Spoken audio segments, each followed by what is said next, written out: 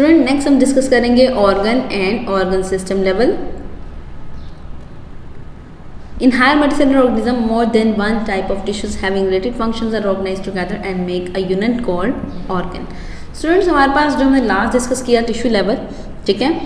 अब क्या होता है मल्टीसेलुलर जानदारों के अंदर डिफरेंट टिश्यूज़ जो हैं जो एक ही फंक्शन रिलेटेड फंक्शन परफॉर्म कर रहे हों वो ऑर्गेनाइज करते हैं, ठीक है, मिलकर ऑर्गेनाइज करते हैं और ऑर्गन बना देते हैं, ठीक है. यानी कि आम अल्फाज में हम कह सकते हैं कि जो टिश्यूज़ हैं वो मिलकर ऑर्गन बनाते हैं. Different tissues of organ perform there specific function and these function collectively become the function of that organ. अब डिफरेंट ऑर्गन जो हैं वो अपना अपना फंक्शन परफॉर्म कर रहे होते हैं, लेकिन बेसिकली वो साथ ही साथ जो ऑर्गन का कलेक्टिवली फंक्शन है उसे परफॉर्म कर रहे हैं. अब वो किस तरह से है वो हम आपको दिखाते हैं. अभी यहाँ पर देखिए डिफरेंट टिश्यूज़ जो हैं वो मिलकर ऑर्गन बनाते हैं, ठीक है. अब ये सारे टिश्यूज़ जो हैं वो हार्ट के टिश्यूज़ हैं, ठीक है. कार्डिक टिश्यूज़ इन्हें कहते हैं. कार्डिक टिश्यूज़ मिलकर जो है वो हमारे पास हार्ट बनाएंगे यानी कि ऑर्गन. स्टूडेंट्स फॉर एग्जांपल हम ले लेते हैं, जैसे अभी मैंने बात की आपको कि डिफरेंट टिश्यूज़ जो हैं वो रिलेटेड फंक्शन परफॉर्म कर रहे थे, तो उससे रिलेटेड हम एग्जांपल ले लेते हैं स्टमक की.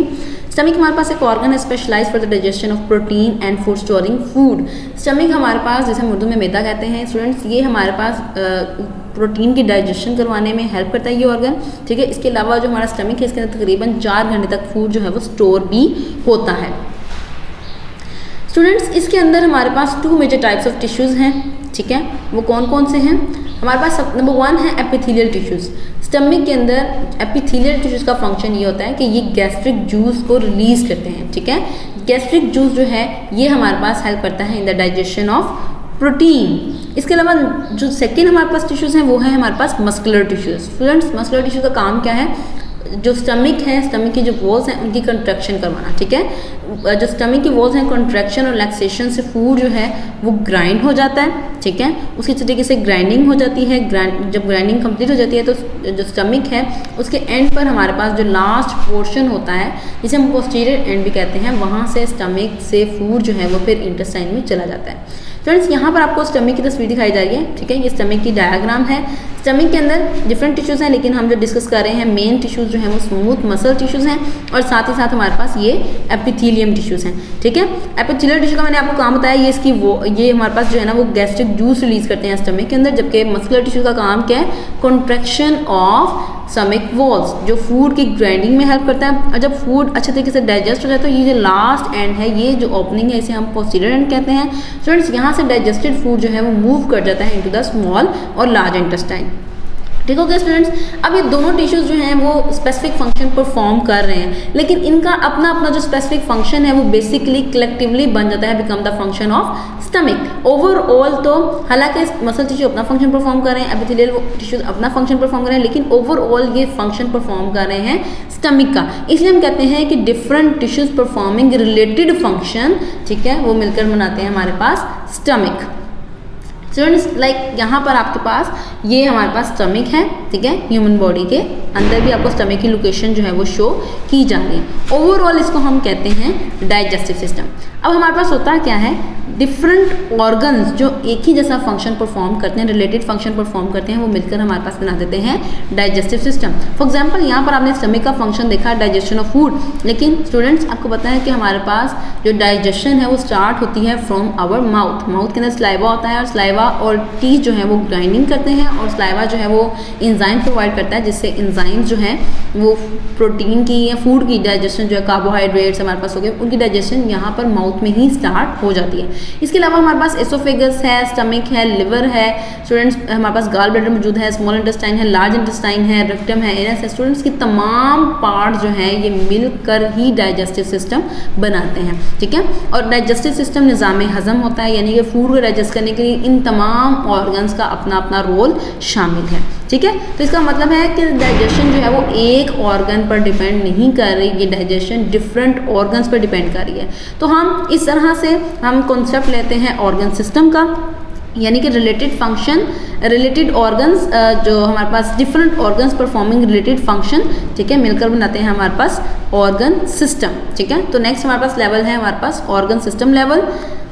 यहाँ पर हमारे पास होता है क्या, different organs performing related function, यानी कि मुख्तलिफ ऑर्गन जो एक ही फंक्शन एक ही तरह का फंक्शन परफॉर्म कर रहे होते हैं, वो हमारे पास मिलकर बनाते हैं ऑर्गन सिस्टम।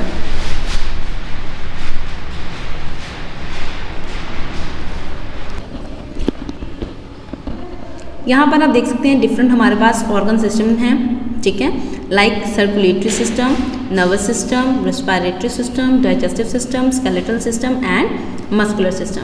स्टूडेंट्स ये तमाम सिस्टम मिलकर ही एक ह्यूमन बॉडी जो है वो बनाते हैं, ठीक है। तो इससे हमारे पास कॉन्सेप्ट अराइज होता है इंडिविजुअल का डिफरेंट। इसके पहले जो है वो हम एक और चीज़ पढ़ लेते हैं। हमारे पास organ system level is less complex in plants as compare to the animals. This is due to the greater range of function and activities in animals than in plants. Students हमारे पास जो प्लांट्स हैं उनके अंदर जो organ system level होता है वो ज़्यादा कम्प्लेक्स नहीं होता। फॉर एग्जांपल यहाँ पर हमारे पास सिर्फ रूट सिस्टम होता है या शूट सिस्टम होता है, लेकिन एनिमल्स के अंदर आपने भी डिफरेंट हमने देखे, हमारे पास डिफरेंट ऑर्गन सिस्टम मौजूद हैं। लाइक हमारे पास नर्वस सिस्टम है, हमारे पास सर्कुलेटरी सिस्टम है। तो एनिमल्स के अंदर क्योंकि एक्टिविटीज़ और फंक्शन जो है ज़्यादा होते हैं, इसलिए एनिमल्स के जो हमारे पास ऑर्गन सिस्टम लेवल होता है वो ज़्यादा कम्प्लेक्स होता है, और हमारे पास जो मौजूद होता है प्लांट्स, उनका ऑर्गन सिस्टम लेवल जो है वो ज़रा हमारे पास लेस कॉम्प्लेक्स होता है, ठीक है। तो नेक्स्ट हमारे पास जो लेवल है वो है individual level. Different organs and organ system are organized together to form an individual or organism. Students मैंने अभी आपको लास्ट वीडियो के अंदर जो हमारे पास अभी लास्ट स्लाइड थी उसमें मैंने आपको बताया कि हमारे पास डिफरेंट ऑर्गन सिस्टम मिलते हैं जब, तो वो एक पूरा इंडिविजुअल बनाता है। फॉर एग्जाम्पल यहाँ पर आप देख सकते हैं डाइजेस्टिव सिस्टम मौजूद है, ठीक है। तो डाइजेस्टिव सिस्टम के अलावा आपको पता है एक ह्यूमन बॉडी के अंदर, एक जानदार के अंदर जो है वो सर्कुलेटरी सिस्टम मौजूद है, नर्वस सिस्टम मौजूद है, ठीक है। हमारे पास रेस्पिरेटरी सिस्टम मौजूद है, रिप्रोडक्टिव सिस्टम मौजूद है। तो डिफरेंट ऑर्गन्स और डिफरेंट ऑर्गन सिस्टम मिलकर बनाते हैं एक individual. Students in organisms the function process and activities of various organ systems are coordinated. हमारे पास जितने भी जो हमारे पास ऑर्गन सिस्टम हैं वो तमाम के तमाम कोऑर्डिनेट करते हैं, ठीक है, एक दूसरे के साथ मिलकर चलते हैं। For example when a man is engaged in continuous and hard exercise, not only his muscles are working but also there is an increase in the rate of respiration and heart rate.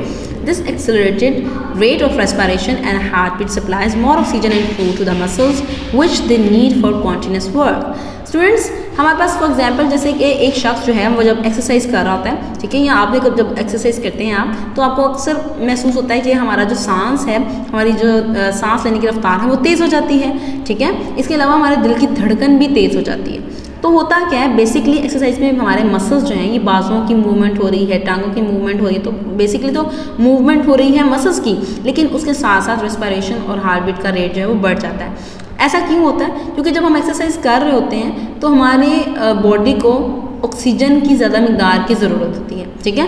तो हमारी heart beat इसलिए तेज़ हो जाती है ताकि ज़्यादा जो है हमारे पास ऑक्सीजन वो खून के ज़रिए से पूरे जिस्म तक पहुंचाई जा सके। आपको पता है कि रेस्पिरेशन में हमारी बॉडी के अंदर ऑक्सीजन आती है, ठीक है। जब हम सांस लेते हैं तो ऑक्सीजन हमारे लंग में दाखिल हो जाती है, तो फिर हमारा हार्ट जो है वो लंग से ऑक्सीजन जो है वो लेता है।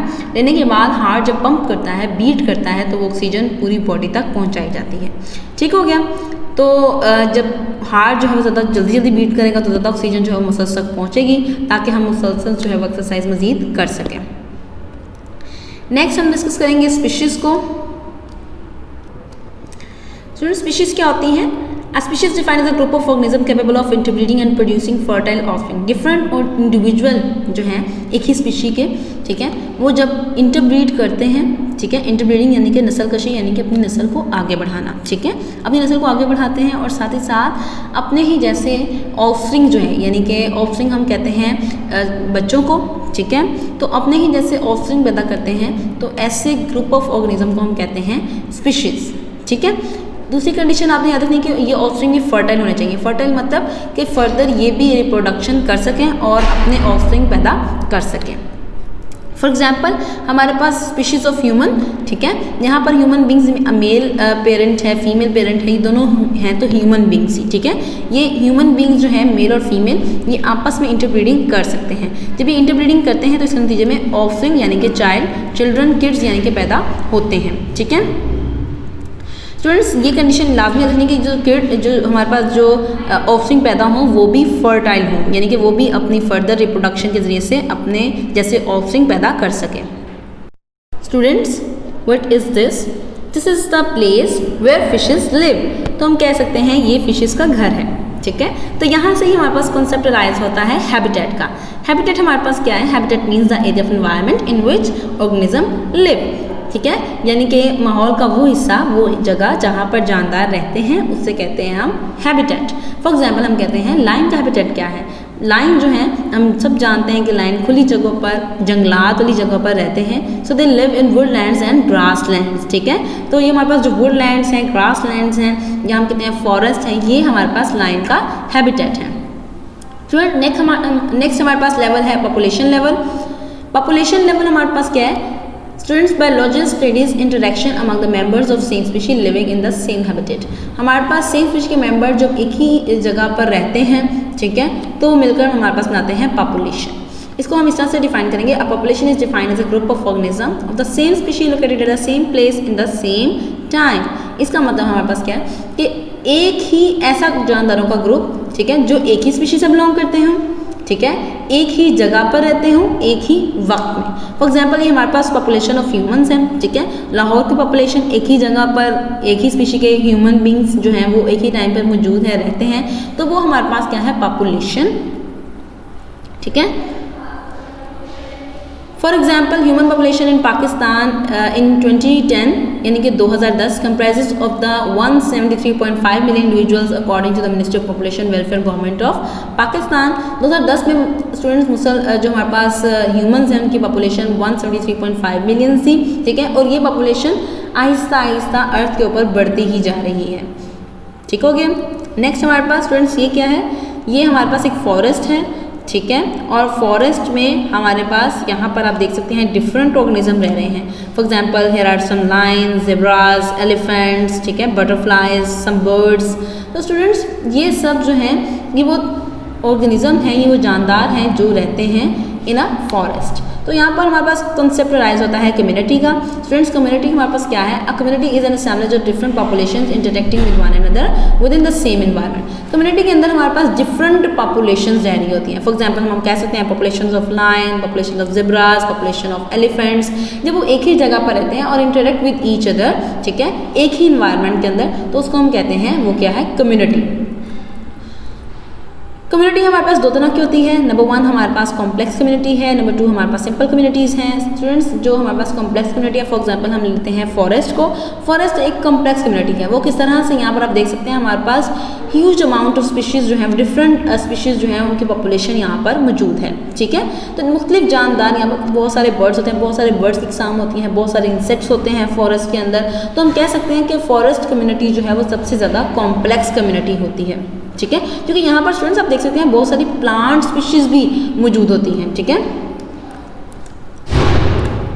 नेक्स्ट एक अहम चीज़ जो है कम्युनिटी के बारे में वो ये है कि कम्युनिटी के अंदर जो सिंपल कम्युनिटीज़ हैं, ठीक है, number and size of population is limited, क्योंकि वहाँ पर ऑलरेडी क्योंकि सिंपल कम्युनिटी है तो बहुत ही कम जो है वो पॉपुलेशन वहाँ पर एग्जिस्ट कर रही होती हैं। So any change in the biotic and abiotic factor may have drastic and long lasting effects. तो वहाँ पर अगर बायोटिक हम कहते हैं लिविंग थिंग्स को और एबायोटिक हम कहते हैं नॉन लिविंग थिंग्स को, लाइक हमारे पास हवा, पानी, मिट्टी, ठीक है।